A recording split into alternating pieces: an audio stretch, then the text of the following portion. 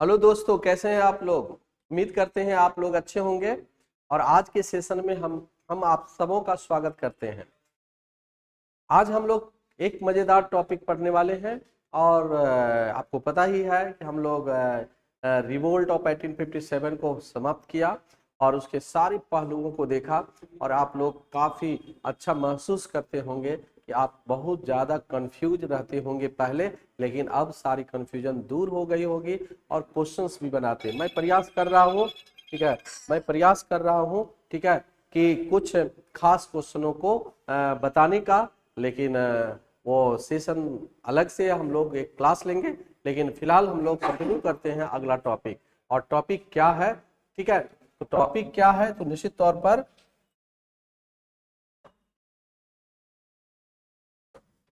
ये टॉपिक है आज का हम लोगों का, भारत में विभिन्न विभिन्न यूरोपीय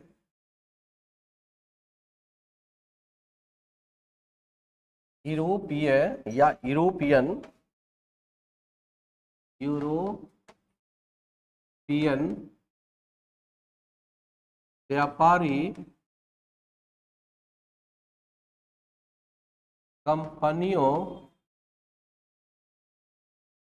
का आगमन, इसी टॉपिक पर हम लोग बात करने वाले हैं। ठीक है, भारत में विभिन्न यूरोपीय व्यापारिक कंपनियों का आगमन एक काफी शानदार टॉपिक है। और इस पर हम लोग अलग अलग तरह से बात करते हैं। पहले तो ये जानने का कोशिश करते हैं कि आखिर भारत में ये यूरोपियन कंपनी आए कैसे, किस रास्ते से आए, क्यों आए। दूसरी ओर भारत में जब ये आया तो इसका कौन कौन से कंपनी आया और उसके लिए क्या अपॉर्चुनिटी थी भारत में। साथ ही साथ वह कंपनी कहाँ कहाँ अपना व्यापारिक सेंटर बनाया और तत्कालिक समय में जो शासक थे उनके नज़र में ऐसा कुछ क्या लगा कि उनको स्वागत किया। जैसे कि मैं मौखिक बता दूं कि जब पुर्तगाली भारत के दक्षिण भारत में गया तो पुर्तगाली को तत्कालिक स्थानीय शासक जो कालीकट के थे जमोरिन, बहुत भव्य स्वागत किया। आखिर क्या कारण था, कैसा महसूस किया, क्या उस समय में उन्हें स्वागत करना चाहिए था। बहुत सारी बातों को हम लोग देखते हैं, लेकिन इसके क्रम को जानने से पहले हम लोग कुछ मौलिक बातों को देखें कि यूरोपियन व्यापारिक कंपनियां भारत में किस तरह से कैसे प्रवेश किया।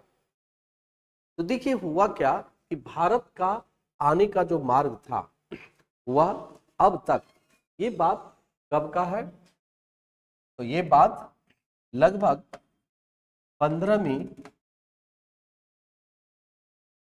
शताब्दी एडी का है। 15वीं शताब्दी एडी। तो 15वीं शताब्दी एडी में भारत में दिल्ली सल्तनत का शासन था।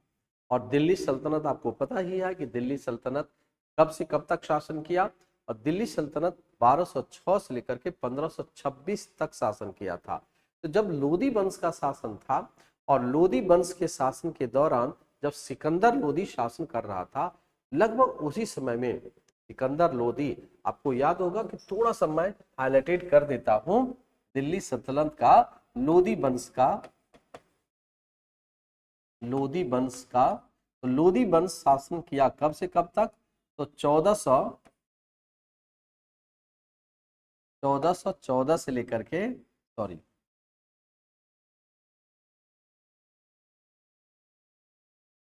1451 से लेकर के 1526 तक शासन किया, जिसमें सबसे पहला शासक हुआ था बहलोल बहलोल लोदी, जिन्होंने 1451 से लेकर के 1489 तक शासन किया। उसके बाद सिकंदर लोदी थे और सिकंदर लोदी शासन किया 1489 से 1517 तक। 1517 तक शासन किया, 1517 तक। और उसके बाद हुआ इब्राहिम लोदी, और यह शासन किया 1517 से 1526 था। ये शासनकाल तो कंटिन्यू करता रहा, लेकिन इसके शासनकाल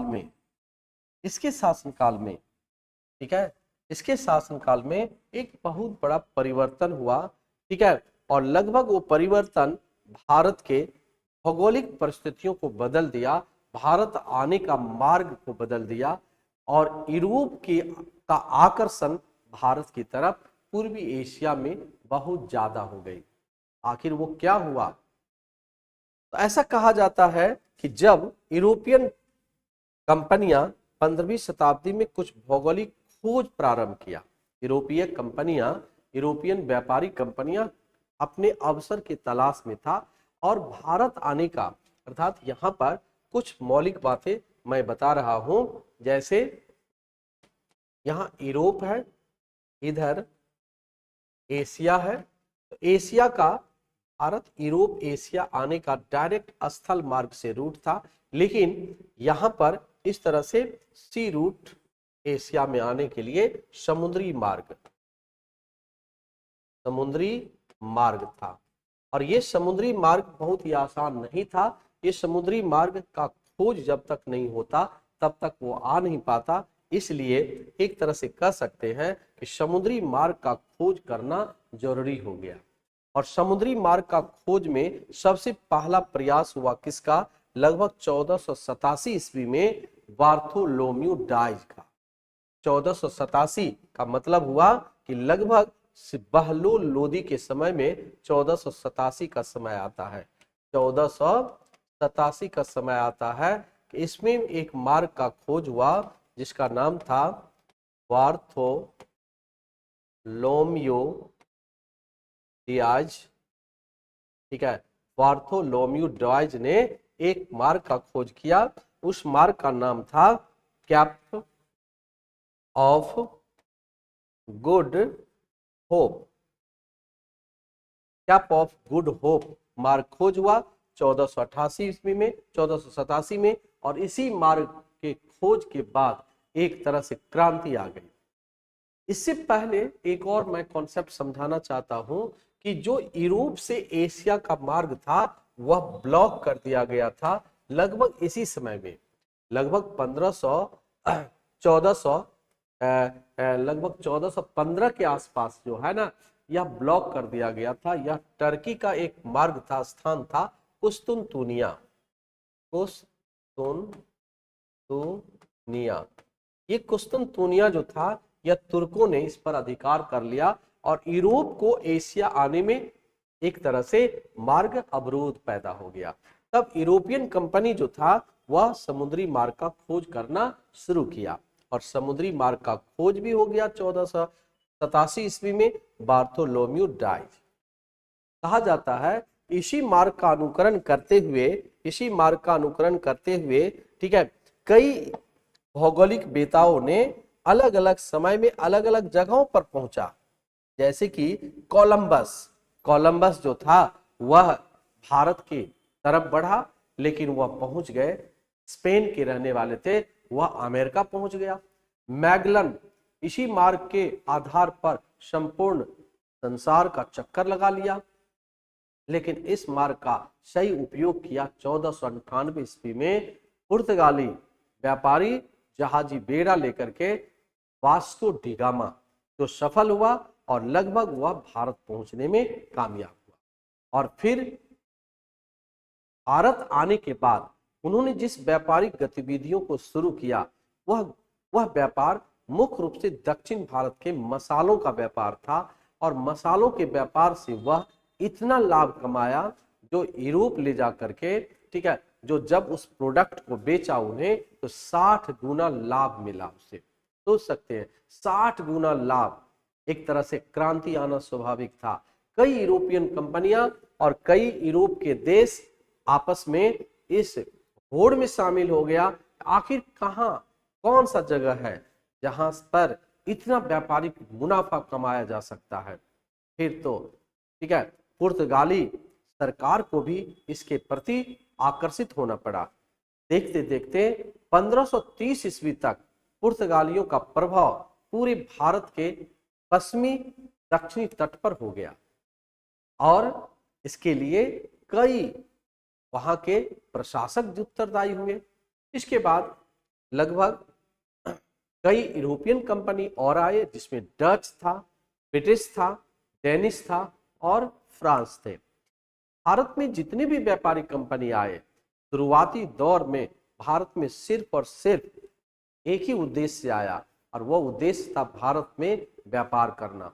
लेकिन जैसे जैसे समय बीता, यहाँ से व्यापारिक उपलब्धि हासिल किया, एकाधिकार कायम किया, वैसे वैसे यहाँ के राजनीतिक परिस्थितियों में वह अपना हस्तक्षेप बढ़ाता गया और एक दिन ऐसा हुआ कि वह यहाँ का शासक बन गया।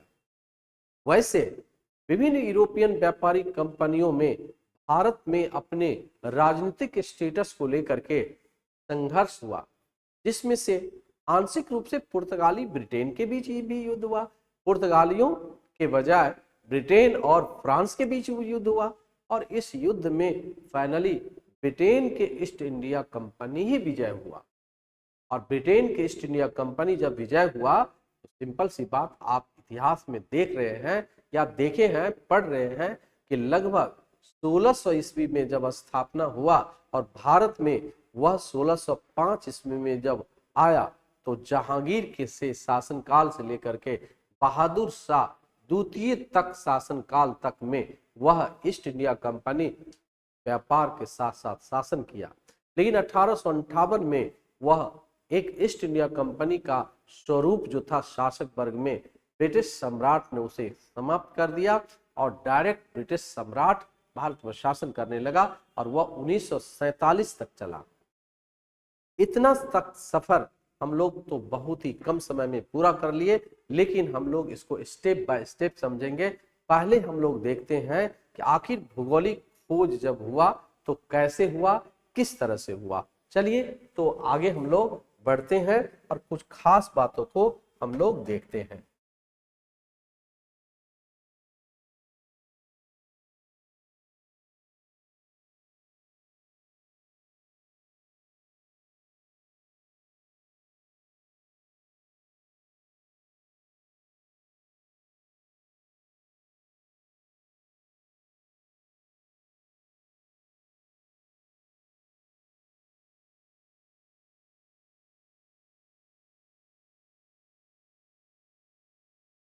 सबसे पहले उस कंडीशन को फुलफिल करते हैं जो भारत पहुंचने में उन्हें मार गया। जैसे देखिए मैं ड्रॉ कर रहा हूं, क्योंकि देखिए सारे चीज पीडीएफ में मौजूद है, लेकिन मैं चाहता हूं कि आपको मैं अपने हाथों से उस लोकेशन को बताओ, उस बाउंड्री को बताऊं, ताकि आपको समझने में आसान हो और आप भी इसको फॉलो करें और आप भी अपने कॉपी में बनावे इसे कि किस तरह से यूरोपियन व्यापारी कंपनी भारत आया। मैं आपको समझाने का प्रयास कर रहा हूं, जैसे कि एक भारत का मानचित्र आप अपने कॉपी पर बनाइए छोटा सा, ताकि सिंबॉलिक हो जाए कि ये भारत हो, भारत है।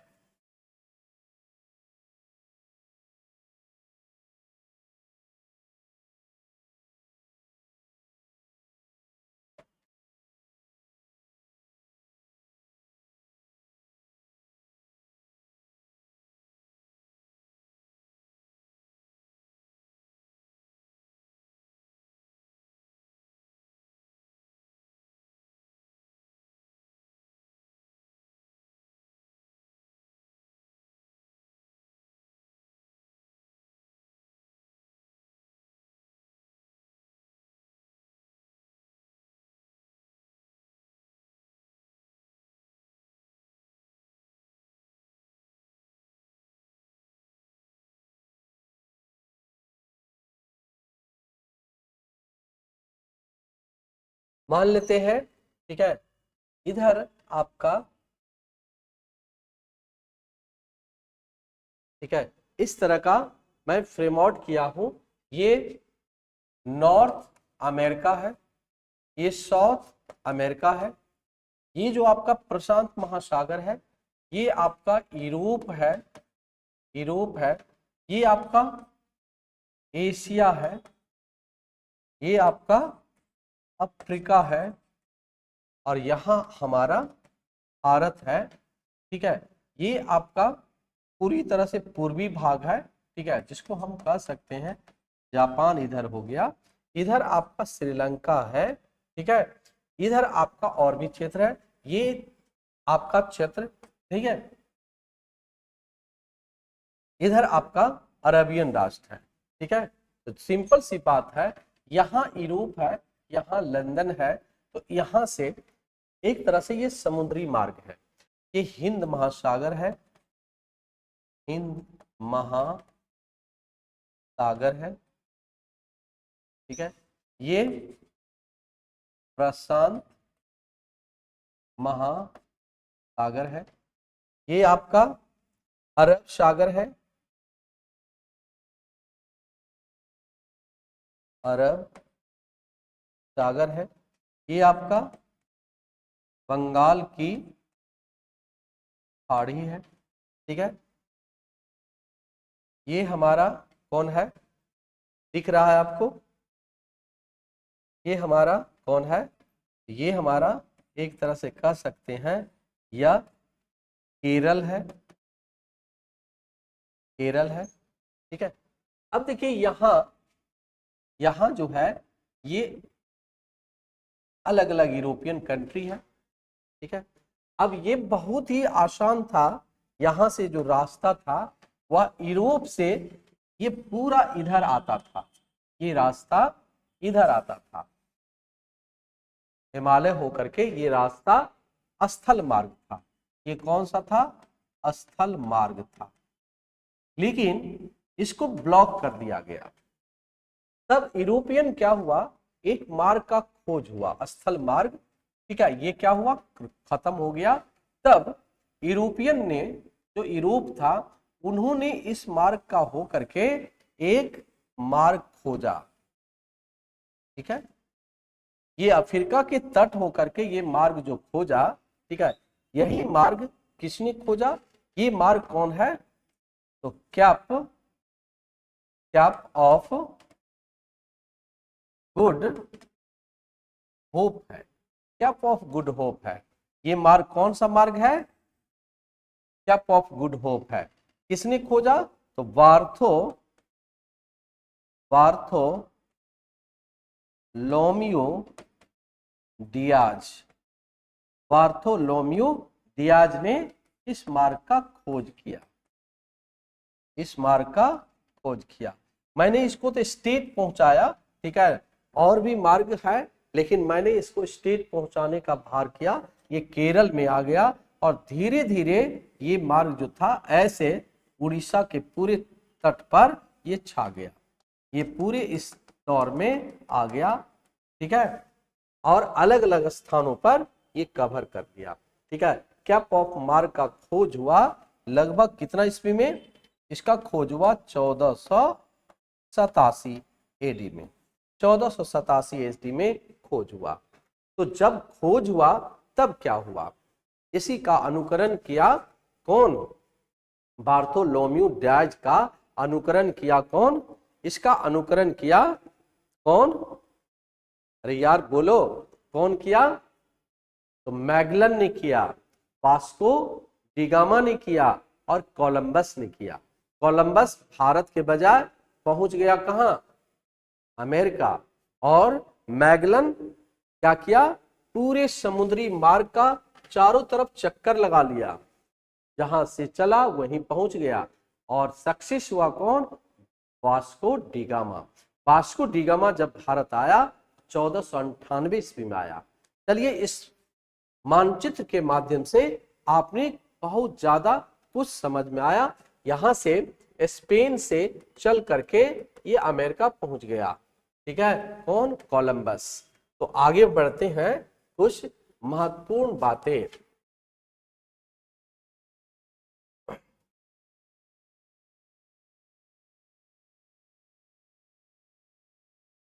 भौगोलिक खोज। ठीक है, भौगोलिक खोज। अब इस भौगोलिक खोज में सबसे पहले हम देखते हैं स्थल मार्ग से जब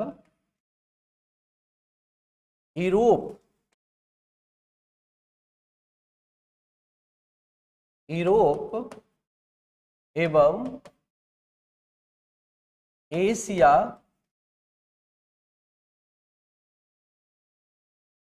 का संपर्क समाप्त हो गया, तब यूरोपियन व्यापारी कंपनियों ने भौगोलिक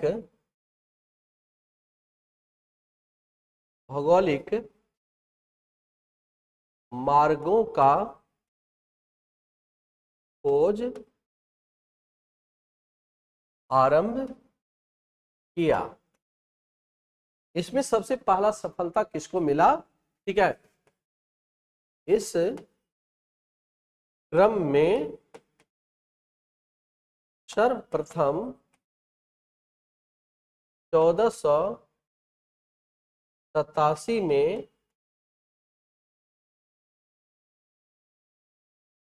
बार्थोलोम्यू दियाज ने आशा अंतरीप द्वीप का कैप ऑफ गुड होप का खोज किया। ठीक है, आशा अंतरीप द्वीप का खोज किया। इसी मार्ग का अनुकरण कर कोलंबस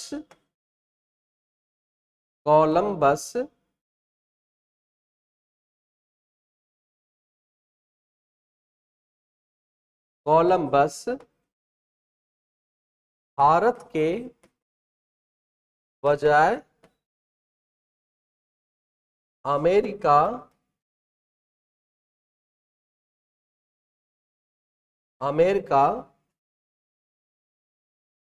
पहुंच गया और मैगलन ने समुद्री मार्ग से विश्व का चक्कर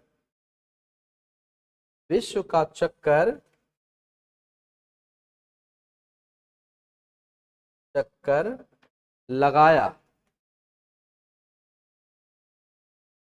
ठीक है, एक तरह से इस मार्ग का खोज ने, ठीक है, पूरी तरह से भारत को जोड़ दिया यूरोप से। ठीक है, इस मार्ग का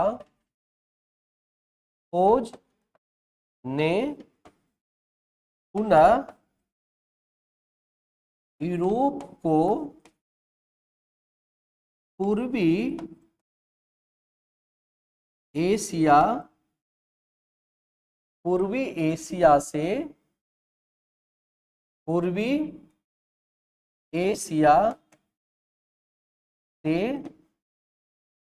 जोड़ दिया। पूर्वी एशिया से जोड़ दिया, एक तरह से कह सकते हैं पूर्वी एशिया से जोड़ दिया। इसका मतलब है कि यह पूरा सफल हुआ। ठीक है, पूर्वी एशिया से जोड़ दिया अर्थात वह जो अधूरा था वह फिर से अब जुड़ गया। जो तुर्की के सुल्ज तुर्कों के द्वारा जो कवर कर लिया गया था वो फिर से आ गया। अब बात होती है इस मार्ग का सही इस्तेमाल किसने किया। इस मार्ग का सही इस्तेमाल 17 फरवरी 1498 में वास्को डी गामा ने किया। ठीक है, 17 फरवरी 1498 में 17 फरवरी 1498 में पुर्तगाली व्यापारी वास्को डी गामा ने अपनी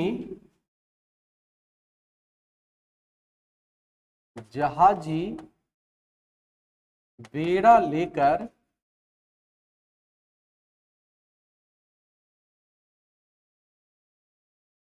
कैप ऑफ गुड होप होकर पहली बार भारत के दक्षिण राज्य केरल के कालीकट बंदरगाह पर पहुंचा। यहां पर डेट याद रखिएगा, समय याद रखिएगा। ठीक है, एक तरह से कह सकते हैं कौन से वर्ष में आया, किस मार्ग से होकर के आया, किस तारीख को आया, कहां से चल कर आया, तो वह पुर्तगाली था, लिस्बन से चला था। इस समय में तात्कालिक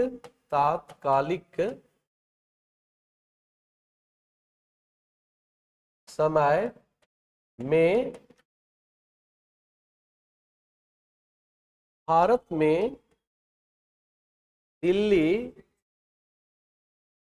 सल्तनत का शासक सिकंदर लोदी शासन कर रहा था। तो सिकंदर लोदी का शासन था, और सिकंदर लोदी के स्थानीय शासक कौन थे? तो जमोरीन था। ठीक है, वास्को डी गामा को स्थानीय शासक जमोरीन ने भव्य स्वागत किया और भारत से व्यापार करने का अनुमति प्रदान किया। ठीक है, अब इस व्यापार के बाद, वास्को डी गामा के बाद जब वापस वास्को डी गामा गए तो कहा जाता पूरा यूरोप में एक व्यापारिक क्रांति हो गई और लोगों में आकर्षण हो गया। एक तरह से आश्चर्यचकित हो गए कि इतना बड़ा व्यापारिक लाभ कौन से आइलैंड पर जाकर के प्राप्त किया है, और भारत पर आने के लिए एक होड़ सी पैदा हो गई। ठीक है, वास्को डी गामा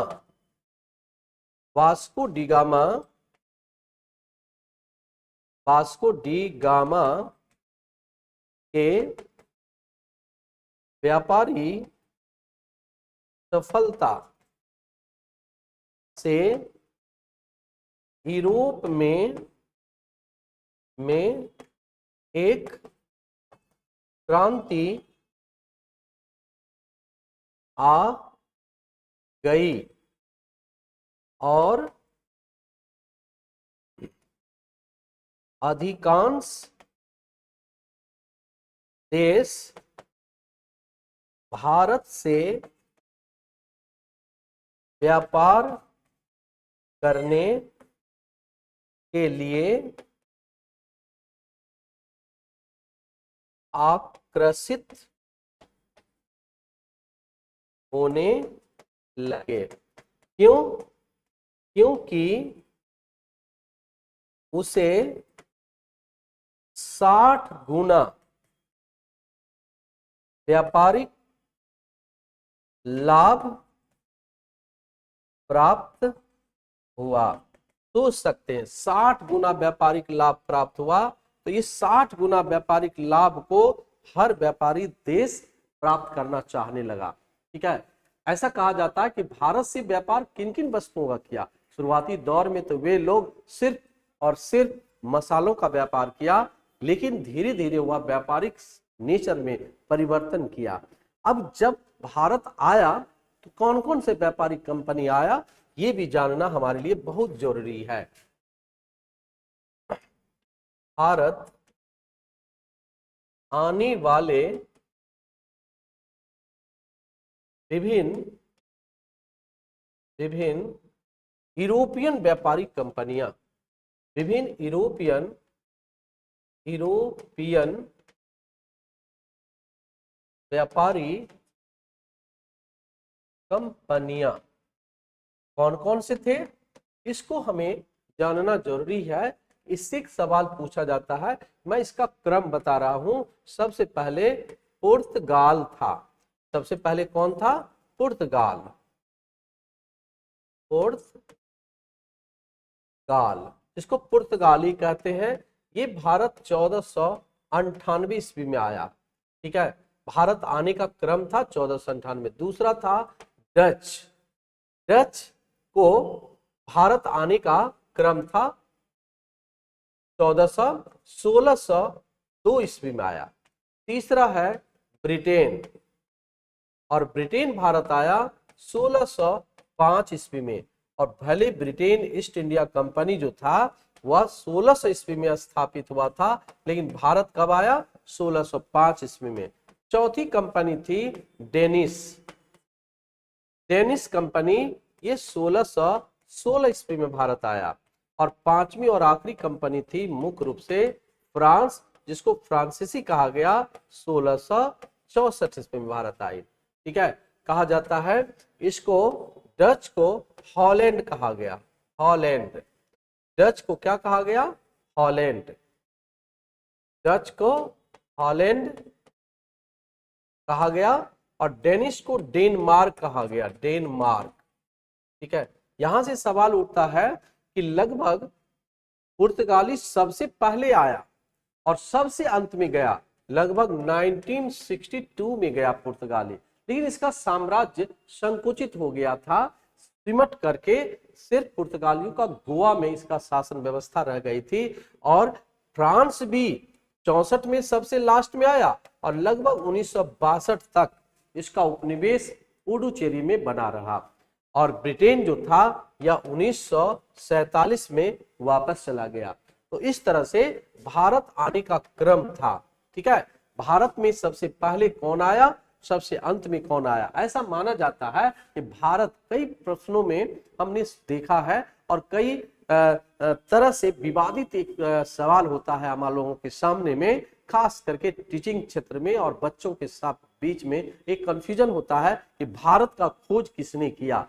तो निश्चित तौर पर वास्को डी गामा लिख देता है आंसर, लेकिन भाई आप समझ लो कि इसके संबंध में बहुत सारे डिबेट भी हुआ है, और यह निश्चित कहा जाता है कि भारत जरूर यूरोपियन कंपनियों में सबसे पहले वास्को डी गामा भारत पहुंचा था समुद्री मार्ग से। तो आप मेरे भाई समझ में याद रखिएगा, हमेशा याद रखिएगा कि समुद्री मार्ग से भारत आने वाला पहला यूरोपियन कौन था, भारत का खोज किसने किया।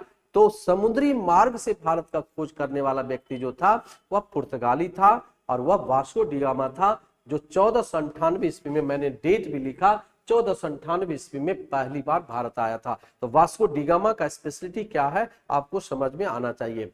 अब हम लोग इसके आगे जो देखेंगे, इसका राजनीतिक गतिविधियां क्या थी। ठीक है, तो यह